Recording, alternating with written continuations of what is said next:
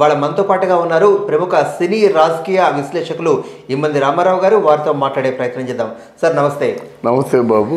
Sir, ఇవాళ ఒక కొత్త విషయం కాకపోయినప్పటికీ కూడా ఒక సంఘటన జరిగింది. నటుడు నరేష్, అదేవిధంగా నటి పవిత్ర లోకేష్ పెళ్లి చేసుకున్నట్లుగా నరేష్ తన ట్విట్టర్ ఖాతాలో పోస్ట్ చేశాడు, మా వివాహానికి మీ అందరూ ఆశీస్సులు కావాలని. అంటే ఎట్లా చూడాలంటారు ఈ లేటు వయసులో ఈ ఘాటు ప్రేమ పెళ్లి వ్యవహారాన్ని? దాని గురించి మీరేం చెప్తారు? ఇక్కడ నరేష్ గారు అంటే నాకు చిన్నప్పుడు బాగా పరిచయం. ఎందుకంటే రంగనాథు నరేష్ గారి ఇంటి ముందు విజయకృష్ణ ఆఫీస్ కింద ఉండేది, పైన రంగనాథ్ ఇల్లు ఉండేది. ఆ రంగనాథు, నేను, నరేష్, విజయ నిర్మల గారు షటిల్ కాక్ ఆడుతుండేవాళ్ళం. ఇది అనుబంధం. దాంతో కొంచెం నేను చనువుగా బిహేవ్ చేసి చెప్పడం జరిగింది. పాపానికి ఏదో కోపం వచ్చి నా మీద నోటీసులు కూడా పంపించారు. నిజానికి నేను వాళ్ళకి బాగా సపోర్ట్ చేశా.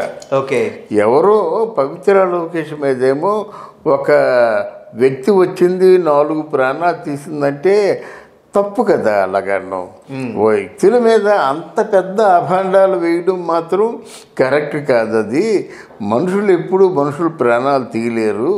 అది ఆ లయకారకుడు పరమేశ్వరుడు మాత్రమే అది చేస్తాడని చెప్పుకొచ్చా. అయితే తీరా నా మీద మరి వాళ్ళకి ఏం కోపం వచ్చింది. నాకు పంపించారు. చెప్పాను నేను, నా వీడియోలు అవి ఇలా ఉందండి, నేను రామారావు గారితో కలిసి పనిచేసిన వాడిని నేను అని చెప్పాను. మొత్తాన్ని సర్దుకుంది. ఇప్పుడు ఈరోజు ఎందుకు చెబుతున్నానంటే అది ఎప్పుడూ నాకు ఏంటంటే మనసు పడ్డారు మీరు. మనసు పడిన తర్వాత మీరు పలానా వ్యక్తిని పెళ్లి చేసుకుంటే బాగుంటుందని అనుకున్నారు. మీ ఇద్దరు కలిసి సహజీవనం చాలా కాలం బట్టి చేస్తున్నారు. ఇక్కడ సహజీవనం అంటే మీరేదో సంసారం చేస్తున్నారని చెప్పడం కాదు, భావాలని పంచుకుంటూ ఒక్కడిగా ఒక బాటగా ఉంటూ మీరు మీ తాలూ జీవితాన్ని ఏదో మొత్తానికి జీవన గమనాన్ని మీరు ఒకరి మీద ఒకరు డిపెండ్ అయ్యి మొత్తానికి ఏంటంటే అది ఆ ప్రయాణం చేస్తున్నారు. అయితే ఈరోజు మనకి సాంఘిక మాధ్యమాల్లో వచ్చినటువంటి వార్తలు ఏం చెప్తున్నాయంటే మీరు పెళ్లి చేసుకున్నారని చెప్తున్నాయన్నమాట. దాన్ని మనం అభినందించాలి. ఎందుకంటే పెళ్ళికి ఇక్కడ చాలామంది ఇంగ్లీష్ పేపర్లో వాటిలో చూస్తుంటాం. 75 ఏళ్ళ వయసు గల ఆయన ఒక 40 సంవత్సరాల అమ్మాయిని సహచరిగా తీసుకున్నాడు, సహధర్మచారినిగా తీసుకున్నా అని చెప్పేసి ఇట్లాంటి వార్తలు వస్తుంటాయి. అయితే మనం దానికి ముందు ఏమిటి, దాని వెనక ఏమిటి, ఏ కారణాలు వాళ్ళ చేత ఆ విధంగా ఆ స్టెప్ తీసుకునే ప్రేరణ కలిగిస్తున్నాయి, ఈ మనం ఆలోచించుకోవాలి. అయితే ఇందులో వివాదాస్పదంకి తావిచ్చిన అంశం ఏంటంటే రెండో భార్యకు విడాకులు ఇవ్వకుండానే మళ్ళీ మూడో పెళ్లి చేసుకున్నాడు అన్నది ఇక్కడ వివాదానికి తావిచ్చింది. మూడో పెళ్లి కాదండి, రెండో భార్య కాదు, మూడో భార్యకి తావు ఇవ్వకుండా రెండో భార్య అయిపోయింది. ఇప్పుడు రమ్య రఘుపతి మూడో భార్య.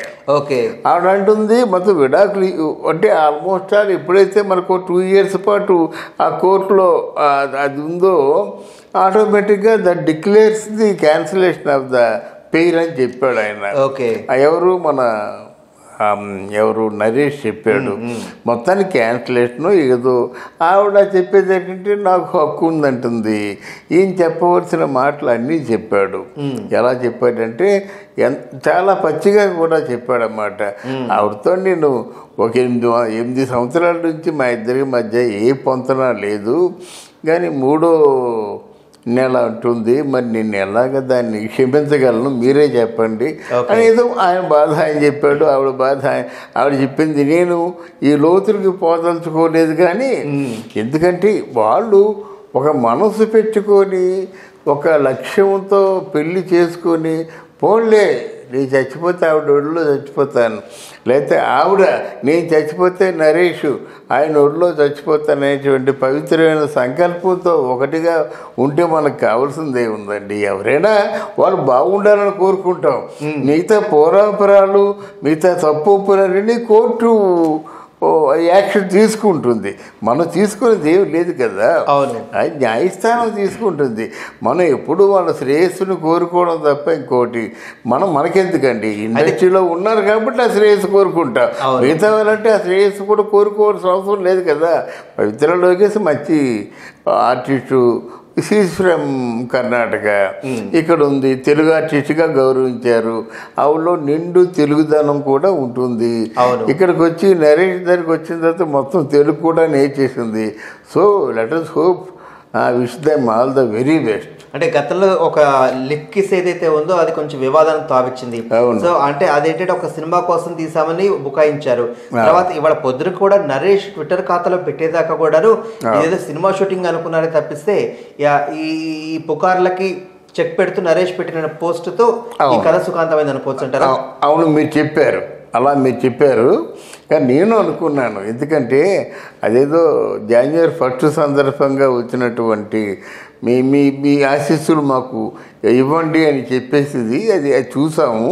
అలాంటిదేదో అనుకున్నాం. అవును. కానీ అలా కాకుండా అంటే 2 మనసులు 3 ముళ్ళు 7 అడుగులు అని మొత్తానికి ఏంటంటే ఆయన పొయిటిక్గా రాసినప్పుడు కూడా మేము ఇద్దరం కూడా దంపతులు అయ్యాము అని చెప్పుకోవడం జరిగింది.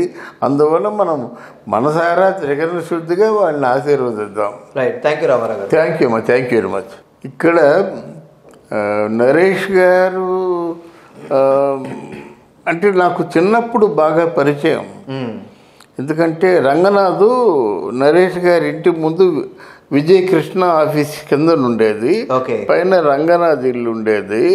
ఆ రంగనాథు, నేను, నరేష్, విజయ నిర్మల గారు షటిల్ కాక్ ఆడుతుండేవాళ్ళం.